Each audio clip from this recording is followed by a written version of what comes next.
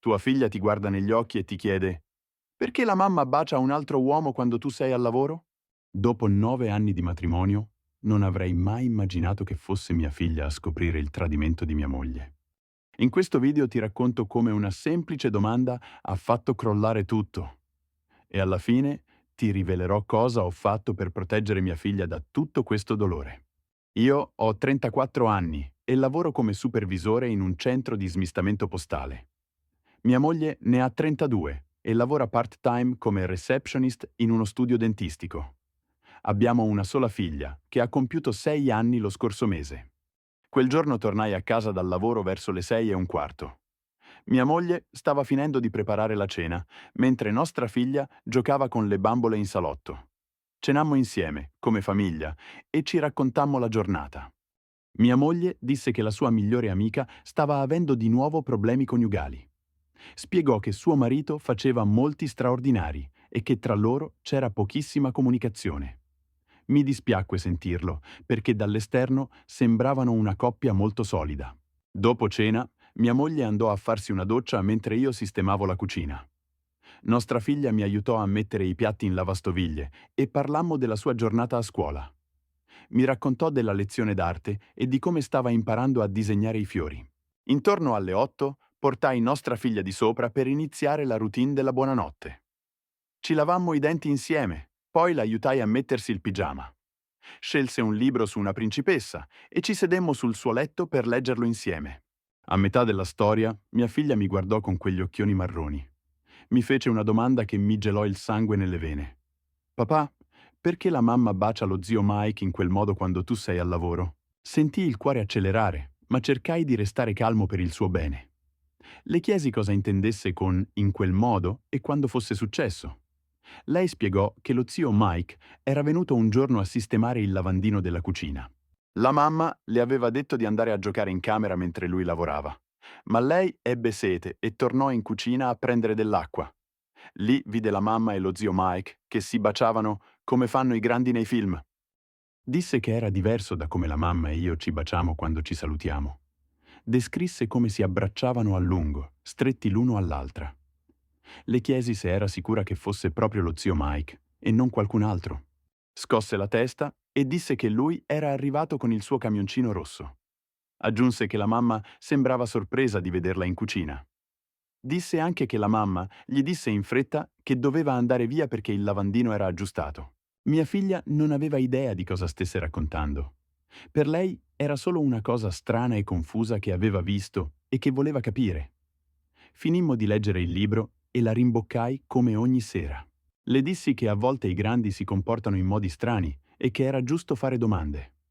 Promisi che avrei parlato con la mamma e che lei non doveva preoccuparsi. Mi diede la buonanotte con un abbraccio e si girò per dormire. Rimasi seduto sul bordo del suo letto per qualche minuto, riflettendo su quello che mi aveva appena detto. Mia moglie era di sotto, guardava la televisione come se niente fosse. Intanto, nostra figlia mi aveva appena descritto un tradimento in piena regola. L'uomo con cui aveva una relazione era un amico di famiglia. Era sposato con la migliore amica di mia moglie e uscivamo spesso insieme. Venivano da noi per i barbecue, noi andavamo da loro per le cene. Non avevo mai sospettato nulla tra mia moglie e lui. Ma ripensandoci, negli ultimi tempi c'erano stati dei cambiamenti nel comportamento di mia moglie. Aveva iniziato a truccarsi per andare al lavoro, anche se prima non lo faceva quasi mai.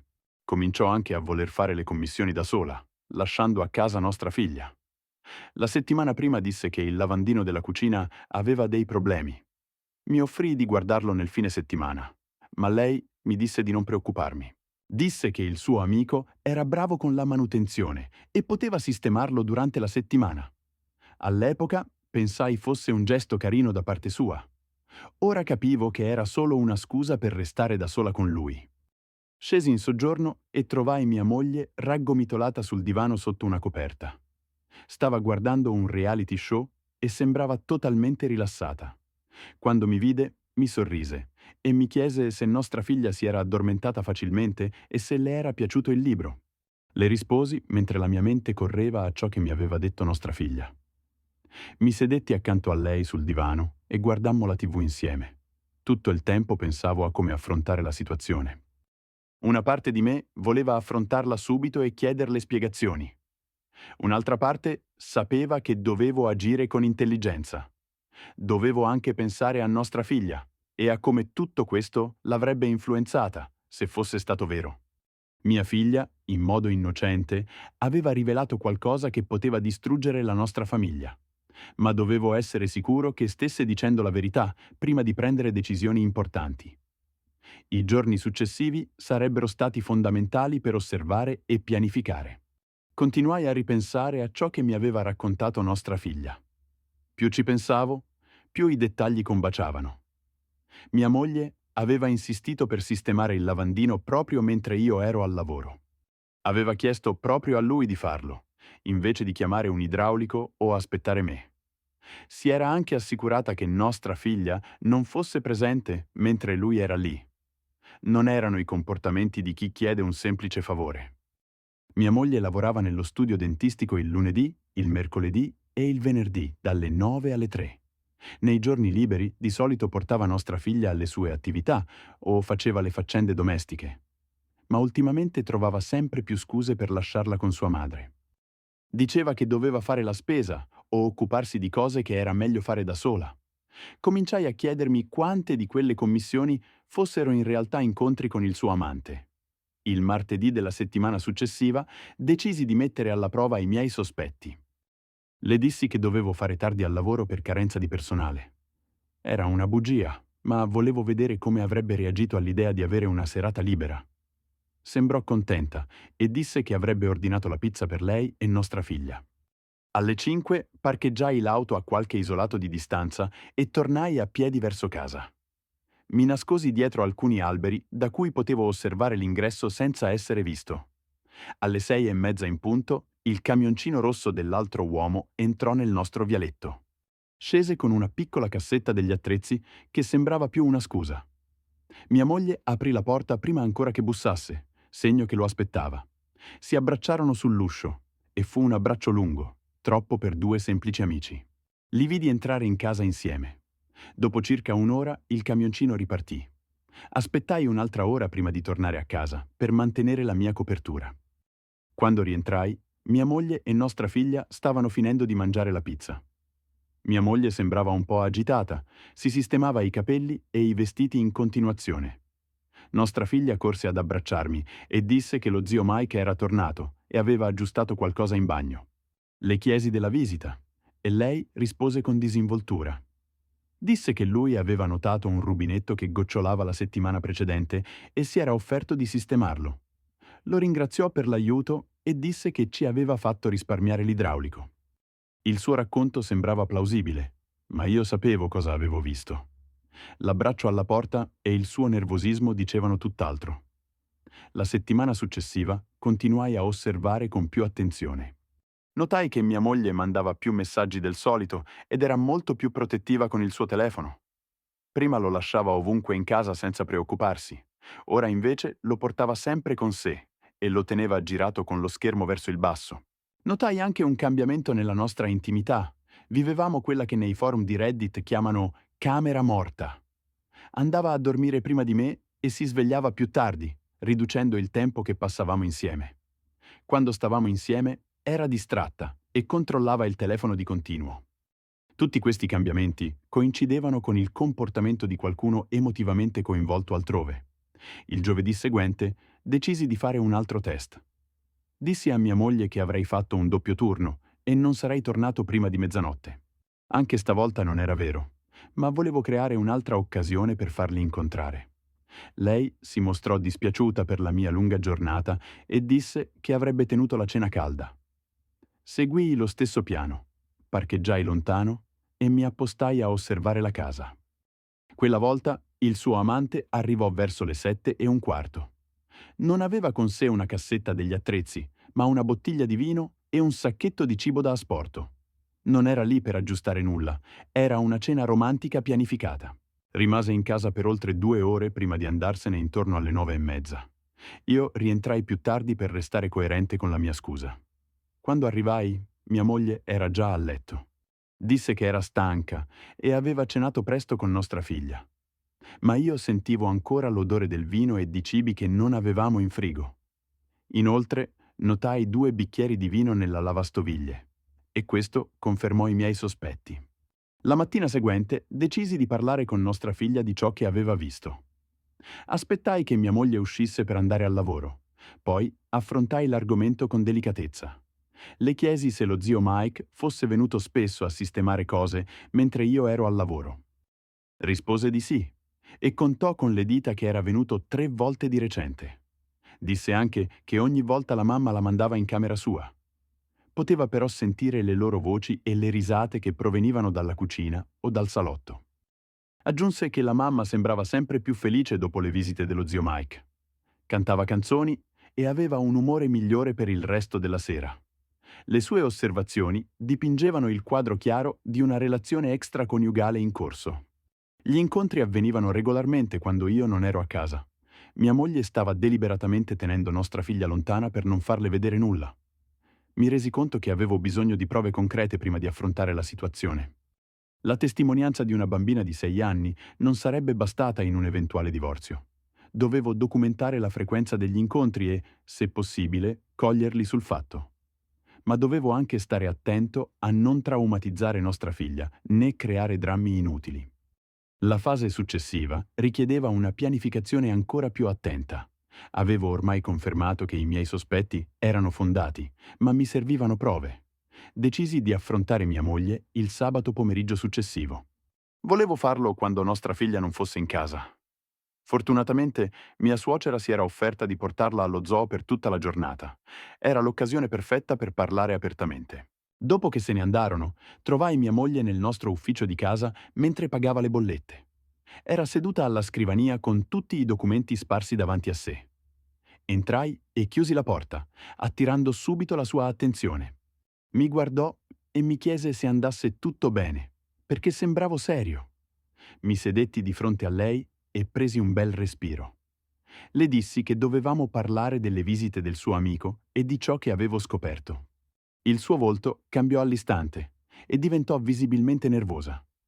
Mi chiese cosa intendessi, cercando di mantenere un'espressione innocente. Le spiegai che nostra figlia mi aveva raccontato di averli visti baciarsi in cucina. Mia moglie si bloccò completamente e iniziò a scuotere la testa. Disse che nostra figlia doveva essersi confusa e non aveva capito quello che aveva visto. Sostenne che il suo amico l'aveva solo ringraziata per avergli permesso di aggiustare il lavandino.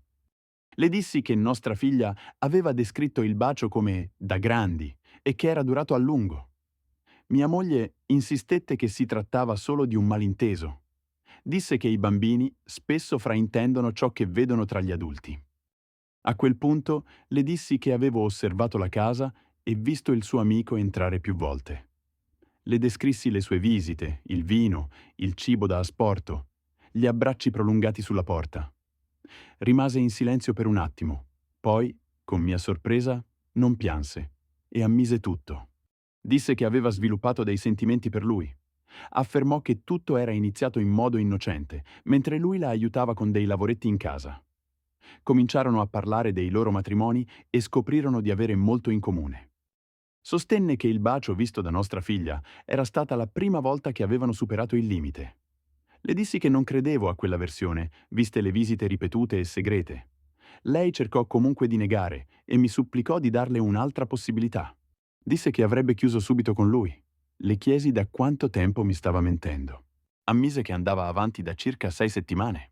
Disse che lui aveva problemi con sua moglie e cercava qualcuno con cui parlare. Sosteneva di aver solo voluto essere una buona amica all'inizio, ma ammise che poi la cosa era diventata inappropriata. Le chiesi se la moglie del suo amante sapeva della loro relazione. Mi rispose che non credeva e mi pregò di non dirle nulla. Temeva di distruggere il loro matrimonio e il nostro gruppo di amici. Le feci notare che avrebbe dovuto pensarci prima di iniziare una relazione. Le dissi che nostra figlia era stata traumatizzata da quello che aveva visto. Mia moglie crollò e disse che non aveva mai voluto che nostra figlia assistesse a nulla. Disse che aveva sempre cercato di tenere tutto nascosto e lontano dagli occhi di nostra figlia. Le spiegai che i bambini sono molto più attenti di quanto pensiamo. Nostra figlia aveva notato i cambiamenti nel suo comportamento e nel suo umore dopo le visite dell'altro uomo. Era confusa da quello che aveva visto e si era rivolta a me per avere una spiegazione. Le dissi che, qualunque fossero state le sue intenzioni, aveva comunque danneggiato la nostra famiglia. Mia moglie si offrì di andare in terapia e di fare qualsiasi cosa per riconquistare la fiducia. Le dissi che il danno era già fatto e che avevo bisogno di tempo per riflettere. Non potevo continuare a vivere con una persona che mi aveva mentito per settimane. Lei mi chiese dove avrebbe dovuto andare e le risposi che era un problema suo. Le dissi che poteva stare dove voleva, non mi importava. Ma avevo bisogno di spazio per capire cosa volevo fare del nostro matrimonio. Improvvisamente smise di voler essere completamente onesta riguardo alla portata della sua relazione. Uscii dall'ufficio e andai a farmi un giro in macchina per schiarirmi le idee. Quando tornai, un'ora dopo, mia moglie era sparita e aveva portato con sé dei vestiti. Mi lasciò un biglietto dicendo che sarebbe stata via per qualche giorno, ma non specificava dove. Scrisse che aveva bisogno di tempo per capire cosa voleva davvero. Aggiunse che sperava potessimo risolvere tutto, per il bene di nostra figlia. Chiamai mia suocera per sapere come stava nostra figlia e le chiesi di tenerla ancora un po' con sé. Le dissi che mia moglie e io stavamo attraversando un momento difficile e avevamo bisogno di privacy. Accettò di tenerla con sé anche per la notte e riportarla il giorno dopo. Questo mi diede un po' di tempo per elaborare tutto ciò che era successo. Il giorno dopo contattai un avvocato divorzista. Portai con me la documentazione delle visite dell'altro uomo e le ammissioni di mia moglie. L'avvocato mi disse che l'adulterio non aveva molto peso legale nel nostro Stato. Mi consigliò però di continuare a documentare ogni eventuale nuovo contatto tra mia moglie e il suo amante. Proprio quel giorno firmai i documenti per chiedere il divorzio. Mai avrei immaginato che il mio matrimonio sarebbe finito così, con mia moglie che mi tradiva con un amico. Mia moglie tornò a casa il lunedì sera, mentre io stavo mettendo a letto nostra figlia. Aspettò che la bambina si addormentasse per venire a parlarmi. Disse che aveva passato il fine settimana a riflettere sulle sue priorità. Ripeté di voler salvare il nostro matrimonio e che avrebbe fatto qualsiasi cosa per riuscirci. Mi disse che aveva già parlato con l'altro uomo e aveva messo fine alla relazione. Prometteva che non ci sarebbero più stati contatti, a parte rare situazioni sociali inevitabili. Le risposi che dopo settimane di bugie, le sue promesse non valevano più nulla. Mi aveva già dimostrato che non potevo fidarmi delle sue parole. Le dissi che avevo già chiesto il divorzio e lasciai cadere il discorso lì. Lei cercò di convincermi che il divorzio non era necessario se aveva chiuso la relazione. Le spiegai che il danno al nostro matrimonio era irreversibile. Aveva portato un altro uomo nella nostra casa mentre nostra figlia era presente. Nostra figlia era stata esposta a comportamenti inappropriati che l'avevano confusa e ferita. La fiducia costruita in 9 anni era stata distrutta in 6 settimane. Mia moglie mi supplicò di considerare una terapia di coppia prima di prendere decisioni definitive. Si offrì di andare in terapia individuale e anche di seguire la terapia di coppia. Le dissi che forse la terapia poteva aiutarla a capire perché aveva fatto quelle scelte, ma non avrebbe mai cambiato il fatto che aveva tradito la sua famiglia. Mia moglie ricevette la notifica ufficiale del divorzio direttamente sul lavoro. La procedura fu completata in soli 5 mesi. Mi mandò lettere di scuse, chiedendo una seconda possibilità per dimostrare di essere cambiata. Disse che aveva imparato dai suoi errori e che non mi avrebbe mai più tradito. Ma io ormai avevo deciso. La nostra relazione era finita. Mi concentrai esclusivamente sul benessere e sulla protezione di nostra figlia. Concordammo per l'affidamento condiviso, con nostra figlia che trascorreva lo stesso tempo con entrambi. Rimasi nella casa che era in affitto, quindi non ci furono beni da dividere. Per quanto riguardava il denaro, ognuno tenne quello che aveva. Sfortunatamente vivevamo entrambi alla giornata, quindi non avevamo risparmi. La cosa assurda è che ci eravamo quasi arrivati. Mancavano pochi mesi ai 10 anni di matrimonio. E così lei non ebbe diritto agli alimenti. Mia moglie si trasferì in un piccolo appartamento vicino a casa di sua sorella. Portò con sé le sue cose personali e qualche mobile per arredare la nuova casa. Nostra figlia si adattò all'affidamento condiviso meglio di quanto avessi immaginato. Sembrava capire che mamma e papà dovevano vivere in case diverse. Mi assicurai che sapesse che il divorzio non era colpa sua e che entrambi i genitori la amavano. Organizzai anche degli incontri con una psicologa infantile per aiutarla ad affrontare ciò che aveva visto. La terapeuta disse che i bambini sono resilienti, ma hanno bisogno di supporto per elaborare situazioni adulte. Nostra figlia stava affrontando tutto molto bene e raramente chiedeva perché ci fossimo separati. Circa 3 mesi dopo la fine del divorzio, scoprii che anche il matrimonio dell'altro uomo era finito. Non so come, ma sua moglie aveva scoperto tutto. Anche lei chiese il divorzio e ottenne un risarcimento importante per via dell'adulterio. Da quanto ho sentito dire, lui dovette pagare gli alimenti per 7 anni. Che batosta! Attraverso amici comuni, venni a sapere che la mia ex moglie e il suo amante stavano ancora insieme. Non so quanto durerà, né mi interessa. Un anno dopo il divorzio, stiamo ancora cogenitori e parliamo solo per questioni che riguardano nostra figlia. I bambini spesso notano ciò che gli adulti ignorano o fanno finta di non vedere. La domanda innocente di nostra figlia rivelò una verità che sarebbe potuta restare nascosta per mesi. Sono grato che si sia sentita libera di venire da me con la sua confusione. Alcune relazioni non sopravvivono a certi tradimenti, a prescindere da scuse o promesse. La mia ex moglie fece delle scelte che cambiarono per sempre la nostra famiglia. Le conseguenze di quelle scelte accompagneranno nostra figlia per tutta la vita. Ma i bambini sono forti e possono crescere sereni in ambienti stabili e onesti. Ora nostra figlia ha 2 case in cui è amata e protetta. Non deve più assistere alla tensione e alle bugie che una volta riempivano le nostre mura. Alla fine, potrebbe essere meglio per il suo equilibrio emotivo. Questa esperienza mi ha insegnato a fare attenzione ai cambiamenti sottili nel comportamento delle persone. I segnali d'allarme spesso arrivano piano e possono sembrare insignificanti presi da soli. Ringrazio Storie di Tradimento per avermi dato la possibilità di raccontare la mia storia. A volte le verità più scomode vengono fuori dalle voci più innocenti. Tu cosa avresti fatto al posto mio? Avresti perdonato o avresti chiuso tutto per sempre? Fammelo sapere nei commenti qui sotto. E se ti ha colpito questa storia, lascia un like, iscriviti al canale e attiva la campanella per non perdere i prossimi video.